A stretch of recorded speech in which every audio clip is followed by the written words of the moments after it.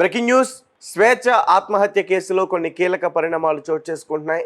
అయితే నిన్న ఎవరైతే వాళ్ళ తండ్రి గారు ఆరోపణలు చేశారో పూర్ణచంద్ర అనే వ్యక్తిని పోలీసులు అదుపులోకి తీసుకోవటం, అలాగే కోర్టుకు హాజరుపరిచిన తర్వాత 14 రోజులు అతన్ని జ్యుడిషియల్ రిమాండ్ విధించడం, ఇవన్నీ కూడా జరుగుతూ ఉన్నాయి. అయితే రీసెంట్గా ఈరోజు పూర్ణచంద్ర యొక్క వైఫ్ స్వప్న ఒక వీడియో క్లిప్ని అయితే రిలీజ్ చేయడం జరిగింది. అయితే అసలు నా భర్త నా నుంచి వేరు కావడానికి, నా నుంచి దూరంగా ఉండడానికి స్వేచ్ఛే కారణం అంటూ, అలాగే నా పిల్లలను కూడా బెదిరించింది స్వేచ్ఛ, నన్ను అమ్మ అని పిలవాలంటూ, ఇలా చాలా విషయాలన్నీ కూడా ఆ వీడియోలో చెప్పుకుంటూ వచ్చింది. అయితే ఒకసారి నేను ఏమేమి అడిగిందో, ఆ వీడియోలో ఏమేమి చెప్పిందో ఒకసారి చెప్పే ప్రయత్నం చేస్తా. ముఖ్యంగా యాంకర్ స్వేచ్ఛపై పూర్ణచందర్ భార్య స్వప్న షాకింగ్ కామెంట్స్. పూర్ణచందర్ ద్వారానే స్వేచ్ఛ పరిచయం, వారిద్దరి మధ్య సంబంధం నాకు తెలియదు, వారిద్దరి వ్యవహారం తెలిసాక పూర్ణను పూర్తిగా వదిలేశానంటుంది స్వప్న. అలాగే పూర్ణచంద్రపై స్వేచ్ఛ కూతురు అరణ్య చేస్తున్న ఆరోపణలన్నీ కూడా అసత్యం. అయితే మొన్న స్వేచ్ఛ గారు చనిపోయిన తర్వాత 9వ తరగతి చదువుతున్న స్వేచ్ఛ గారి కూతురు అరణ్య, పూర్ణచందర్ అంటే నాకు చాలా భయం, అతన్ని చూస్తేనే నాకు అసలు నచ్చదు, ఈరోజు మా అమ్మ చనిపోవడానికి కారణం పూర్ణచంద్ర అని అంటూ కూడా చాలా విషయాలన్నీ కూడా మీడియా ముఖంగా ఆమె చెప్పుకుంటూ వచ్చింది. అలాగే వాళ్ళ ఫాదర్ కూడా అలానే చెప్పారు. అలాగే వాళ్ళ మదర్ కూడా అదే రకంగా పూర్ణచంద్రపై అనేక ఆరోపణలు కూడా చేశారు.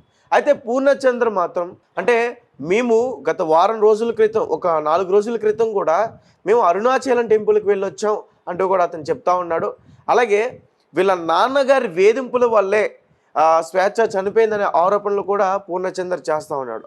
అంటే పూర్ణకి ఇప్పటివరకు 2 పెళ్ళిళ్ళు అయినాయి, 2 కూడా డైవర్స్ అయిపోయినాయి. పూర్ణచంద్ దాని తర్వాత అతను పరిచయం అయ్యాడు. సో ఇతనితో కొంచెం లివింగ్ రిలేషన్షిప్లో ఉంటుంది. సో అది అందరికీ తెలిసిందే. అండ్ మరీ ముఖ్యంగా వీళ్ళ ఫ్యామిలీ మెంబర్స్కి అది నచ్చలేదు. ఎవరైతే స్వేచ్ఛ ఫ్యామిలీ మెంబర్స్ ఉన్నారో వాళ్ళకి నచ్చలేదు. సొసైటీలో కొంచెం మనం చాలా రెస్పెక్ట్ఫుల్గా బతుకుతూ ఉన్నాం, నువ్వు ఇతన్నే తీసుకొచ్చి మొగుడు అంటావు, లేకపోతే వేరే వాళ్ళు తీసుకొచ్చి మొగుడు అంటావు, నెలకు ఒకసారి అన్నట్టు తీసుకొస్తున్నట్టుగా స్వేచ్ఛని ఆయన ఇబ్బంది పెట్టేందుకు, ఆమెను బాధ పెట్టేందుకు మాట్లాడాడు. ఆ విషయం కూడా నాతో చెప్పింది. దాని తర్వాతే స్వేచ్ఛ ఇలా బలవన్మరణానికి పాల్పడిందంటూ కూడా ఇలా ఆరోపణలు చేస్తున్నాడు పూర్ణచందర్. అలాగే అరణ్యను పూర్ణచందర్ సొంత కూతురులా చూసుకున్నాడంటూ కూడా చెప్తుంది. అలాగే స్వేచ్ఛ నన్ను మానసికంగా టార్చర్ చేసింది, స్వేచ్ఛ పూర్ణచందర్ను బ్లాక్మెయిల్ చేసింది, నా పిల్లలను కూడా అమ్మ అని పిలవాలని బ్లాక్మెయిల్ చేసింది, భయపెట్టింది, నా భర్త నిర్దోషి అమాయకుడు అంటుంది స్వప్న. ఇప్పుడు స్వప్న గారు ఏదైతే వీడియో రిలీజ్ చేశారో ఒకసారి ఆ వీడియోని మీరే వినండి.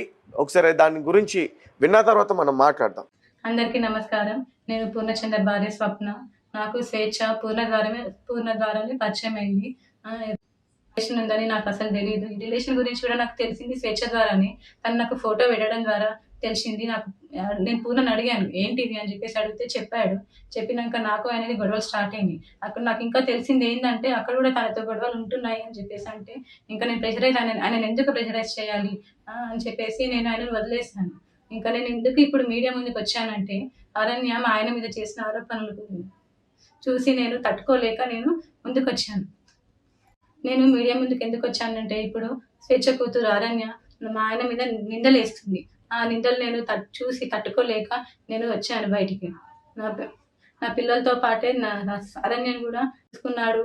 తనకి స్కూల్లో జాయిన్ చేశాడు, ఫీజులు కట్టాడు. నా పిల్లలకి బట్టలు తీసుకున్నప్పుడు ఆయన కూడా తీసుకునేవాడంట. నేను నీ కన్న తండ్రి కూడా వదిలేసి వెళ్ళిపోతే కూడా పూర్ణ ఆ స్థానం తీసుకున్నాడు. కన్న తండ్రి కన్నా ఎక్కువనే చూసుకున్నాడు. నా కూతురు ఎలా అయితే చూసుకున్నాడో నిన్ను కూడా అలానే చూసుకున్నాడు అరణ్య. కానీ నువ్వు ఇలాంటి నిందలు వేయడం కరెక్ట్ కాదు. ఇంకా స్వేచ్ఛ కూడా చాలా నన్ను టార్చర్ పెట్టింది. ఈ విషయం తెలిసినాక కూడా నేను డిప్రెషన్లోకి వెళ్ళిపోతే నన్ను పూర్ణ కాశీకి తీసుకెళ్ళాడు కానీ మైండ్ రిఫ్రెష్మెంట్ కోసం తీసుకెళ్తే అక్కడ కూడా ఫోన్ చేసి సతాయించింది. ఎందుకు తీసుకెళ్తున్నావు, ఆమె ఎవరని చెప్పేసి నువ్వు తీసుకెళ్తున్నావని సతాయించింది. ఆయన ఫోన్ లిఫ్ట్ చేయకపోతే నా ఫోన్కి చేసి సతాయించింది. అసలు ఎక్కడికి తీసుకెళ్ళినా, ఫంక్షన్కి వెళ్ళినా, ఎక్కడున్నా కూడా నువ్వెందుకు ఆమెతో ఉంటున్నావు, నా దగ్గరకు వచ్చేసాయి అని చెప్పేసి చాలా బ్లాక్మెయిల్ చేసింది. ఎప్పుడు చూడండి స్లీపింగ్ పిల్స్ మింగడము, నాకు ఆడపిల్ల ఉంది. స్వేచ్ఛ కూతురు అరణ్యని కూడా పూర్ణ నా కూతురు లాగానే చూసుకున్నాడు. నాకు తెలియకుండా పిల్లలని ఆమె దగ్గరికి తీసుకొని వెళ్ళి ఆడిపిస్తుంటే వచ్చేవాడు. తర్వాత నాకు నా పిల్లలు చెప్పారనమాట, అమ్మ ఒక అక్క దగ్గరికి వెళ్ళి ఆడుకుంటున్నాను, ఒక ఆంటీ ఉన్నది, ఒక ఆంటీ నన్ను అమ్మ అని పిలవమని చెప్పింది అని చెప్పేసి నా కూతురు చెప్పింది.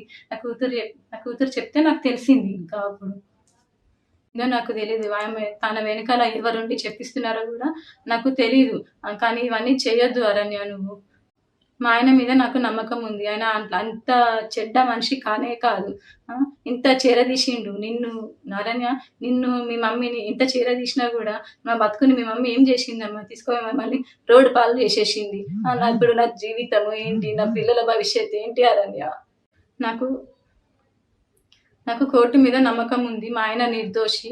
నేను ఆయన ఎలాగైనా కాపాడుకుంటాను. చేస్తున్నారన్న విషయం ఎంతవరకు నిజం, ఒకసారి దాని గురించి కూడా మాట్లాడే ప్రయత్నం చేద్దాం. అయితే రాష్ట్ర వ్యాప్తంగా సంచలనం సృష్టించిన యాంకర్ స్వేచ్ఛ ఆత్మహత్య కేసులో ఈరోజు కీలక పరిణామం చోటు చేసుకుంది. ఈ కేసులో ప్రధాన ఆరోపణలు ఎదుర్కొంటున్న పూర్ణచందర్ గత రాత్రి పోలీసులు ఎదుట ఆయన వచ్చి లొంగిపోవటం, దాంతో పోలీసులు నేడు అతన్ని జడ్జి ముందు హాజరుపరిచారు. విచారణ జరిపిన తర్వాత న్యాయమూర్తి పూర్ణచందర్కు 14 రోజులు జ్యుడిషియల్ రిమాండ్ విధించారు. దీంతో పోలీసులు అతన్ని సెంచల్గూడ జైలుకు తరలించారు.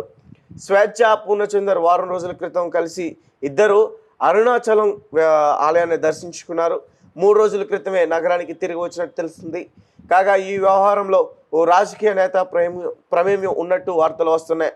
ప్రస్తుతం ఈ కేసులో పోలీసులు మరింత లోతుగా దర్యాప్తు చేస్తూ ఉన్నారు. న్యూస్ యాంకర్గా పనిచేస్తున్న స్వేచ్ఛ పూర్ణచందర్తో కొన్నాళ్ళుగా సహజీవనం కొనసాగిస్తూ ఉంది. ఈ క్రమంలో తన నివాసంలో ఫ్యాన్కి ఉరివేసుకుని మిగతా జీవురాలుగా కనిపించింది. స్వేచ్ఛకు ఓ కుమార్తె కూడా ఉంది. ఇప్పుడు ఎవరైతే స్వేచ్ఛ కుమార్తె అని మనం మాట్లాడుకుంటున్నామో అరణ్య గురించి, ఆమె బలమైన ఆరోపణలన్నీ కూడా పూర్ణచంద్ర పైన చేస్తుంది.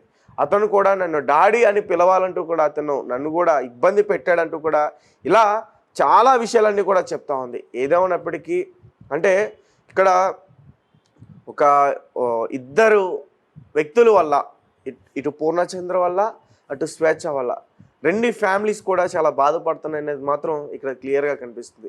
ఇప్పుడు అమ్మ లేక అటు నాన్న లేక స్వేచ్ఛ కూతురు అరణ్య, ఆమె ఎంత ఇబ్బంది పెడుతుందో ఒక అనాథలాగా. అంటే వాళ్ళ పేరెంట్స్ అంటే ఇప్పుడు ఇటు తాతయ్య నానమ్మ వీళ్ళు ఉండొచ్చు, కానీ అమ్మని ఆ ప్లేస్లో ఎవరిని తీసుకురాలేం. సో ఆ బాధ తన జీవితాంతం కూడా ఇది అనుభవించాల్సి ఉంటుంది. అలాగే ఒక పక్క స్వప్న, 2 పిల్లలు ఉన్నారు, వాళ్ళకు కూడా తండ్రి లేని ఇది వాళ్ళకు కూడా కనిపిస్తూ ఉంటుంది. సో స్వప్న కూడా అక్కడ చాలా విషయాలు కూడా చెప్పే ప్రయత్నం చేస్తుంది. ముఖ్యంగా నన్ను మానసికంగా హింసించింది స్వేచ్ఛ అంటుంది. అంటే మనం క్లియర్గా అర్థం చేసుకోవచ్చు, ఒక ఆల్రెడీ పెళ్ళైపోయి భార్య ఉన్న వ్యక్తితో స్వేచ్ఛ లాంటి జర్నలిస్ట్ ఒక న్యూస్ రిపోర్టర్గా ఉండి ఒక రెస్పెక్ట్ఫుల్ జాబ్లో ఉండి కూడా స్వేచ్ఛ కూడా ఇలా చేయడం ఏమాత్రం కరెక్ట్ కాదని చాలామంది జర్నలిస్టులు ఫేస్బుక్ అకౌంట్ ద్వారా, ఇన్స్టాగ్రామ్ అకౌంట్ ద్వారా చాలామంది పోస్టులు కూడా పెడతా ఉన్నారు. అండ్ మరొక పక్క స్వేచ్ఛని ఒక రాజకీయ నేత మానసికంగా హింసించారు అనేది కూడా ఒక వార్త వెలుగులో కూడా వచ్చింది. అయితే మరీ ముఖ్యంగా పూర్ణచందర్ కస్టడీలోకి తీసుకున్న తర్వాత ఒక రాజకీయ నేత వెనక ఉన్నాడు అనేది కూడా ఒక వార్త బలంగా వినిపిస్తోంది. మరి ఆ రాజకీయ నేత ఎవరు? పోలీసులు అతని పేరు బయటపెట్టే ప్రయత్నం చేస్తారా?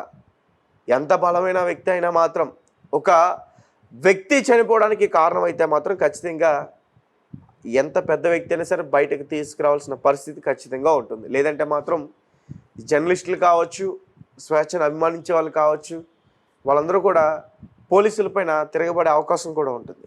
ఒకసారి అలాగే స్వేచ్ఛకి సంబంధించి ముఖ్యంగా ఎప్పుడైతే స్వేచ్ఛ బలవన్మరణానికి పాల్పడిందో దాని తర్వాత పూర్ణచందర్ ఒక లెటర్ కూడా రాయడం జరిగింది.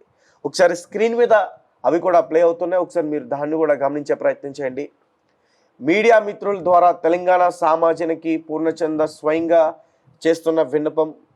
ప్రముఖ జర్నలిస్ట్ స్వేచ్ఛ బలవన్మరణానికి గురించి నేను ఖచ్చితంగా చెప్పుకోవాల్సిన కొన్ని నిజాలు నేను మీడియా ద్వారా ప్రజలకు చెప్పలేని స్థితిలో అబద్ధం తెలంగాణ మొత్తం చుట్టేస్తుందని భయం.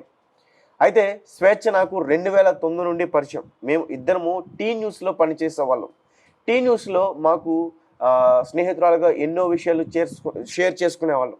వాళ్ళ తల్లిదండ్రులు జనశక్తిలో పనిచేస్తూ 6 నెలల వయసు ఉన్న స్వేచ్ఛను వారి అన్న వదినలకు వదిలేసి సంవత్సరానికి ఒకసారి చుట్టం చూపుగా వచ్చిపోయి స్వేచ్ఛను వదిలేసిన తల్లిదండ్రుల గురించి ఎన్నోసార్లు చెప్పుకొని బాధపడ్డా. అలాంటి బాధపడ్డ సందర్భాలను నేను గుర్తు చేసుకుంటున్న ఈ సందర్భంగా స్వేచ్ఛ తర్వాత వివిధ ప్రముఖ ఛానల్లో జర్నలిస్ట్గా మారింది. అంటే ఈమె ఫస్ట్ చాలా స్వేచ్ఛ అసలు ఎప్పుడైతే జర్నలిస్ట్గా స్టార్ట్ అయిందో తన కెరియర్, దానికి ముందే ఇతను పరిచయం అంటూ కూడా ఇతను చెప్పే ప్రయత్నం చేస్తున్నాడు. అయితే తర్వాత నేను ఎంతో సంతోషించిన సందర్భాలు ఉన్నాయి. దురదృష్టవశాత్తు 2008 నుండి 2009 మధ్య కాలంలో మొదటి వివాహంలో విడాకులు మరియు 2016 నుండి 2017 ప్రాంతంలో రెండవ వివాహంలో విడాకులు తీసుకున్న స్వేచ్ఛ ఏ రోజు కూడా జీవితంలో సంతృప్తిగా ఉన్న సందర్భాలు లేవు. ఆమె సంతోషాలన్నీ ప్రజలకే అందించి వార్తల్లో వెతుక్కుంది. రెండవ వివాహం ద్వారా తనకు కలిగిన పాప అరణ్య అందులో తనను చూసుకుంటుందే, ఎదుర్కొంటుంది తన జీవితాన్ని. తన బాధను రాతల రూపంలో తెలియజేసిన సందర్భాలు చాలా ఉన్నాయి. అయితే 2009 నుండి స్నేహితురాలిగా మాత్రమే పరిచయం. దాని తర్వాత 2020 నుండి నాకు దగ్గరైన మాట వాస్తవమే. 2017 రెండవ వివాహం ద్వారా జరిగిన విడాకుల తర్వాత హైదరాబాద్ రామ్నగర్లోనే వారి తల్లిదండ్రులతో ఉంటూ పూర్తి డిప్రెషన్లోకి వెళ్ళిన మాట వాస్తవం. వారి తల్లిదండ్రులు ఇరువురు జనశక్తితో గతంలో పనిచేస్తూ వారి నాన్న సానుభూతి పరునిగా, అమ్మ మహిళా సంఘాల పనిచేస్తూ ఏ రోజు స్వేచ్ఛగా వారు అమ్మ నాన్నల ప్రేమను అందించలేదు. వారు ఇరువురు పెట్టుకునే గొడవలతో రామ్నగర్ ఇంట్లో ఉండలేకపోతున్నా అని నాతో చెప్పుకున్న సందర్భాలు నా కళ్ళ ముందు మెదులుతున్నాయి. చివరికి 2020 సంవత్సరంలో తల్లిదండ్రులతో అండలేక కవాడిగుండలో తన ఒక ఇంటిని అద్దెను తీసుకుంది. 2022 ప్రాంతంలో తన పాపను కూడా వారి తల్లిదండ్రుల దగ్గర నుండి తన వద్దకు తెచ్చుకున్నది. ప్రతిసారి ఒకటే బాధ చెప్పుకునేది, నాలాంటి జీవితం నా పాపకు రాకూడదు, నా పాపను తల్లిగా నేనే దగ్గరుండి చూసుకోవాలని చెప్పేది. 2022 నుండి దాదాపు పాప బాధ్యతను పూర్తిగా నేనే తీసుకున్నాను.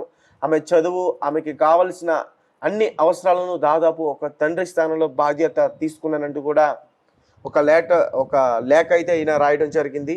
ముఖ్యంగా మీడియా మిత్రులు ఉద్దేశించి అయితే మాత్రం ఈయన రాశాడు. ఎందుకంటే రకరకాలుగా మీడియా ఇప్పుడు ఆయన పైన రాస్తున్న రాతలు కావచ్చు, ఖచ్చితంగా అతను భయపెట్టుంటాడు. అంచేత ఇలాంటి ఒక లెటర్ను అయితే అతను రిలీజ్ చేశాడు. ప్రజెంట్ అతను సెంచల్ కూడా జైల్లో ఉన్నాడు. జ్యుడిషియల్ రిమాండ్ అతనికి 14 రోజుల పాటు విధించారు. అయితే ఇప్పుడు స్వప్న బయటకు వచ్చి చాలా విషయాలు కూడా మాట్లాడేందుకు ఆమె ప్రయత్నించింది. ఆ వీడియోని ఒకసారి పూర్తిగా మీరు వినే ప్రయత్నం చేయండి. చాలా విషయాలు కూడా క్లియర్గా చెప్పింది. విన్న తర్వాత ఇక్కడ మనకి